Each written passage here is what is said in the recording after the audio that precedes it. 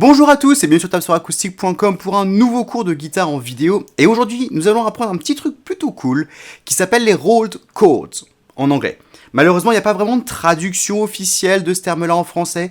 Certains les appellent les accords arpégés, d'autres les appellent les accords à la harpe, mais j'aime pas ces deux appellations-là, donc je préfère les appeler les rolled chords.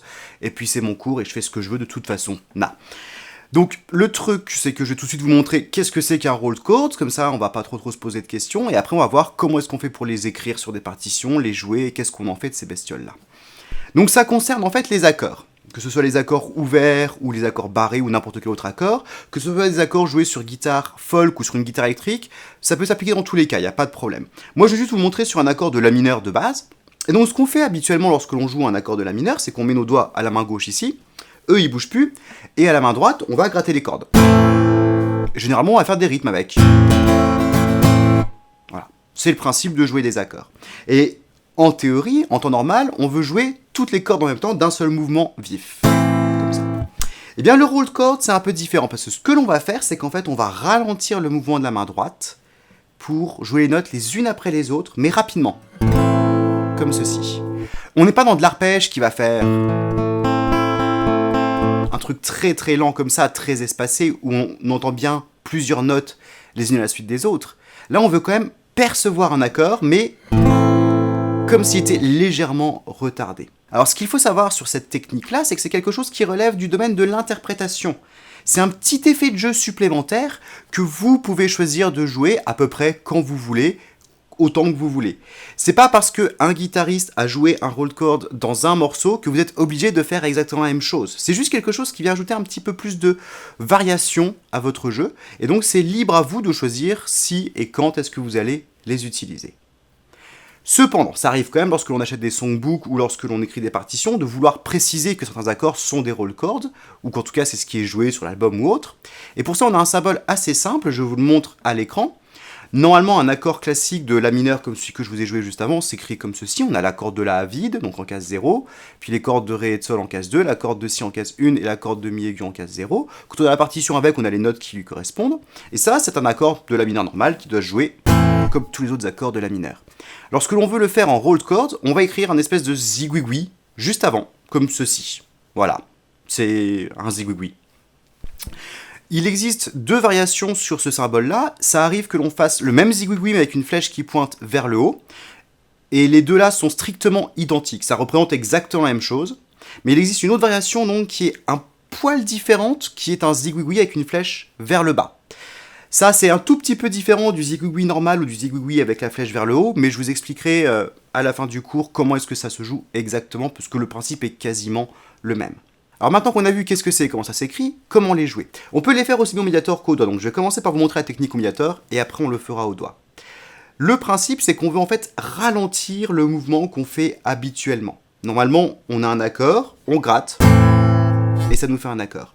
Là, en fait, on veut ralentir le mouvement, presque comme s'il y avait une résistance dans notre main, comme si on était dans l'eau et que la main tombait pas d'un seul coup. On veut lutter un peu contre la gravité comme ça et retenir le mouvement. Un bon truc pour ça, c'est plutôt que de commencer votre mouvement de médiateur de façon normale, où vous êtes là puis vous allez gratter, vous allez le poser directement sur la corde la plus grave de l'accord.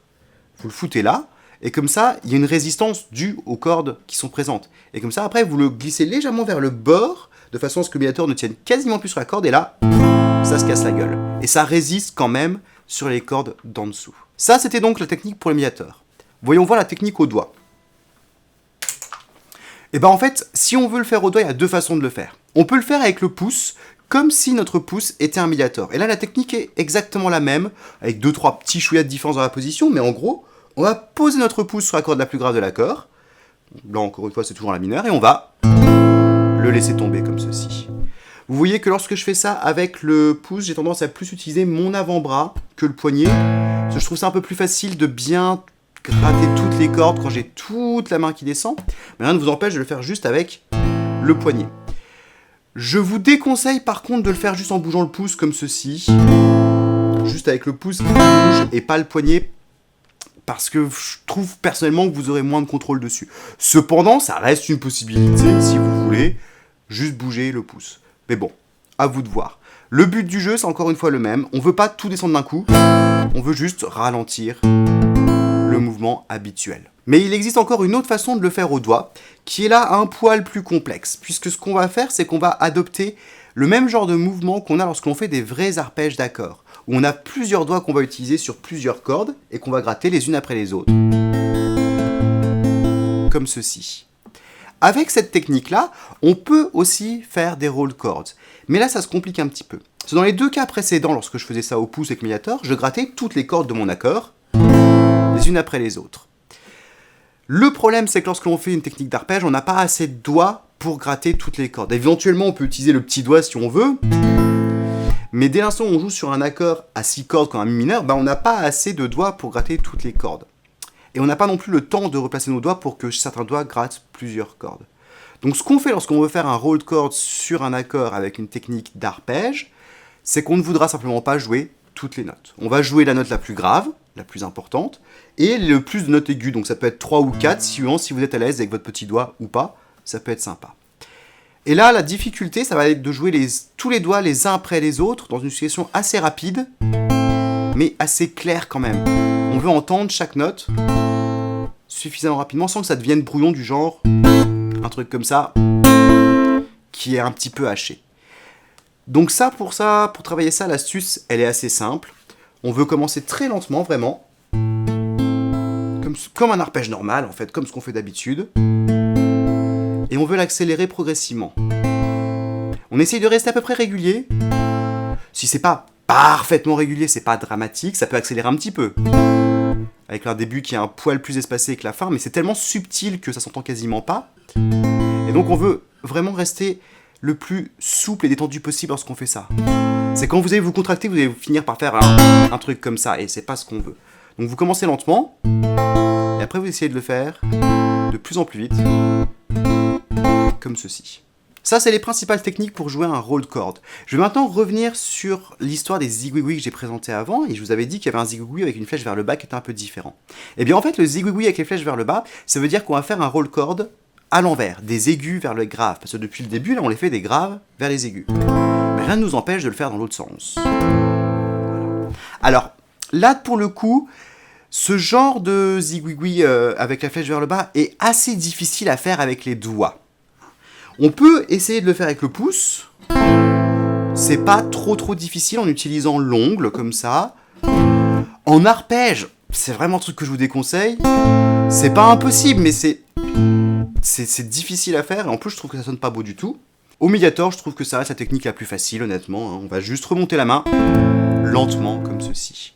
Et petite parenthèse, faites-le sur un La mineur, par exemple.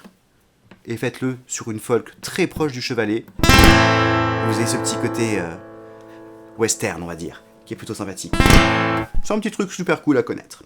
Bon, avant de conclure ce cours, je tiens à revenir sur la notion de rythme. Ça, c'est très important. Parce que ce qu'il faut bien comprendre, c'est que les roll chords, lorsqu'on les fait comme ça ne change strictement rien à la durée de l'accord original. Ce que je veux dire par là, c'est que si je dois jouer 4 noirs sur un accord de La mineur, on sait tous ce que ça fait 4 coups vers le bas, c'est simple. 1, 2, 3, 4. Chaque accord va durer un temps, ni plus ni moins. Si je devais faire 4 noirs, mais avec le premier accord en roll chord, alors ça nous donnerait ceci. 1, 2, 3, 4. Le fait qu'il y ait un roll chord de présent ne change strictement rien à la durée de l'accord en lui-même. Il commence sur le temps 1, et une fois qu'on arrive sur le temps 2, on joue l'accord suivant avec un coup vers le bas normal. Ça ne change pas la durée du temps, ça ne change pas la durée de l'accord. Le roll chord, on fait comme s'il n'existait pas lorsque l'on pense au niveau du rythme. Pour finir, je vous rappelle que c'est une technique d'interprétation. C'est quelque chose qui est plutôt cool dans les ballades, lorsque vous avez des petites grilles d'accords comme ça, un petit peu douces, vous pouvez tout à fait essayer de l'adoucir encore plus, ou pour des fins de morceaux. C'est plutôt cool comme conclusion de faire un beau roll chord. Mais du coup, comme c'est l'interprétation, vous êtes libre de le faire quand vous voulez. Vous pouvez les faire aussi rapides ou aussi lents que vous voulez. Tant que le résultat final vous plaît et que ça vous semble pas trop mal du tout, faites-vous plaisir.